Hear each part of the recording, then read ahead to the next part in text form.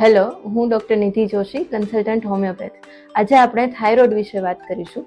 Thyroid એ ગળામાં આવેલી એક ગ્રંથિ છે જેના અંતઃસ્ત્રાવમાં વધારે અથવા ઘટાડાના કારણે હાઇપરથાઇરોઇડિઝમ તેમજ હાઇપોથાઇરોઇડિઝમ જેવા તકલીફ જોવા મળતી હોય છે, જેને આપણે સામાન્ય ભાષામાં સૂકો અને લીલો થાઇરોઇડ તરીકે ઓળખતા હોય છે. થાઇરોઇડના લક્ષણોમાં જોઈએ તો વજનમાં વધારો કે ઘટાડો, અતિશય થાક અને નબળાઈ લાગવી અને પાચન શક્તિમાં ઘટાડો થવો અને કબજિયાત જેવી તકલીફ જોવા મળતી હોય છે. ઘણા બધા કેસીસમાં એની સાથે સાથે ચીડચીડિયાપણું, ડિપ્રેશન જેવા તકલીફ પણ જોવા મળતી હોય છે અને મેમરીમાં પણ ઘટાડો થાય છે. સ્ત્રીઓમાં થાઇરોઇડની સાથે સાથે માસિકમાં અનિયમિતતા અને પ્રેગ્નન્સી રહેવામાં તકલીફ પણ જોવા મળે છે. યોગ્ય સમયે નિદાન અને હોમિયોપેથિક સારવાર દ્વારા થાઇરોઇડમાંથી હંમેશાની માટે મુક્તિ મળી શકે છે.